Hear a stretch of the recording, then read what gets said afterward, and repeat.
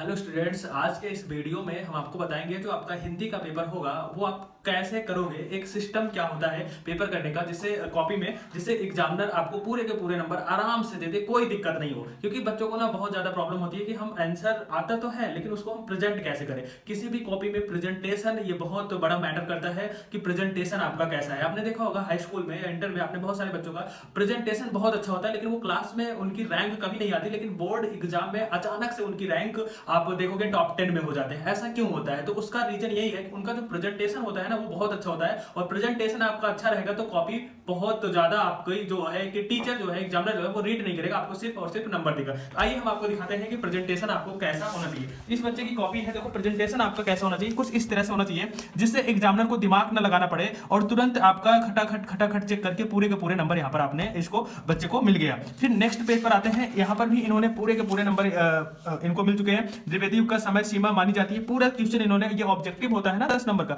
और पूरा का पूरा इनको सही है, इनका सही है, तो पूरे के पूरे इनको नंबर यहाँ पर मिल गए। अब जो गद्यांश आता है ना, गद्यांश लिखने का स्टाइल आप देखो बच्चे की कितना मतलब अच्छा लग रहा है, आपको भी अच्छा लग रहा होगा। इसी स्टाइल में आपको करना है अगर पूरे के पूरे नंबर चाहिए, ठीक है। तो यहाँ पर इन्होंने सबसे पहले लिख दिया संकेत, संकेत में इन्होंने लिख दिया कौन सा पैसेज ये करने जा रहे हैं। फिर यहाँ पर इन्होंने लिखा प्रश्न और उस प्रश्न का यहाँ पर उसका उत्तर लिखा, फिर प्रश्न फिर उसका उत्तर, फिर प्रश्न फिर उसका उत्तर, फिर प्रश्न फिर उसका उत्तर, पूरे के पूरे नंबर इनको यहाँ पर मिल गए। तो स्टाइल यही होनी चाहिए। और बहुत सारे बच्चे कुछ कमी कर देते, तो वो कमी कौन सी है वो भी मैं आपको बताऊंगा। देखो दूसरे चौथे नंबर पर जो क्वेश्चन है स्टाइल उनकी सेम वही है और सभी बच्चों को आता है। जो पद्यांश का गद्यांश का आपका क्वेश्चन होता है वो सभी बच्चों को आता है, लेकिन स्टाइल अगर लिखने का प्रेजेंटेशन आपका कुछ इस तरह से रहेगा ना तो पूरे के पूरे नंबर आप आराम से पा जाओगे, कोई दिक्कत नहीं। इस बच्चे ने यहाँ पर जीवन परिचय लिखा है और इनको पूरे के पूरे नंबर भी मिले हैं, लेकिन इन्होंने एक गलती कर दी है जीवन परिचय लिखने का। जो स्टाइल है जीवन परिचय का, इन्होंने पूरा गाथा लिखना स्टार्ट कर दिया, जबकि सबसे पहले ना संक्षिप्त परिचय देना, क्या देना है, संक्षिप्त परिचय दे देना है। उसके बाद ये जीवन गाथा जो इन्होंने इतना बड़ा लिखा है इसका आधे में ही लिखना है, क्योंकि 80 वर्डों में लिखना होता है। कितने वर्डों में? 80 वर्डों में लिखना होता है।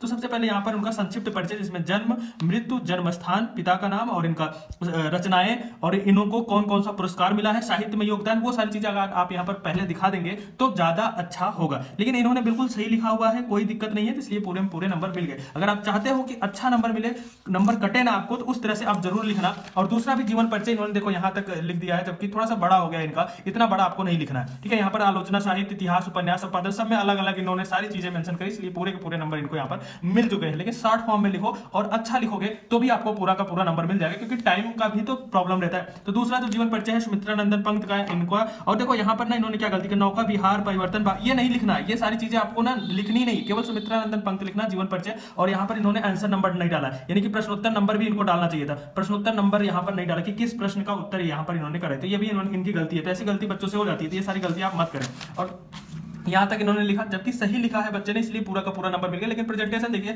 थोड़ी थोड़ी कमी रह गई है, एग्जामिनर नंबर काट सकता है। और यहां पर भी देखो इन्होंने आंसर नंबर नहीं डाला, यानी कि प्रश्नोत्तर नंबर आपको डालना था, प्रश्न संख्या डालनी थी, उत्तर संख्या डालना था, कोई भी संख्या नहीं डाला। लेकिन इन्होंने सही लिखा हुआ है, तो ये गलती आप ना करें इस तरह से एग्जाम में, नहीं तो यहाँ पर एग्जामिनर जो है ना आपका नंबर काट सकता है, क्योंकि उसको पता ही नहीं चल रहा है कि आप किस तरह का क्वेश्चन, कौन सा क्वेश्चन आप अटेंड कर रहे हैं, कौन सा क्वेश्चन करना चाहते हैं। तो प्रश्न नंबर, उत्तर संख्या, ये आंसर शीट होती है ना, यहाँ पर प्रश्नोत्तर संख्या या प्रश्नोत्तर नंबर जरूर डालें कि कौन सा आंसर आप लिखना चाहते हैं। तो आपने देखा कॉपी हिंदी की बच्चे ने कैसे करी, किस तरह से करी है, तो इसी तरह से आपको करना है, करके प्रैक्टिस करना है ज्यादा से ज्यादा। और वीडियो कैसा लगा आपको जरूर बताना, और इसी तरह से आप प्रैक्टिस करते रहो, जिससे बोर्ड एग्जाम में आपके नंबर बहुत अच्छे आ सके। Thank you.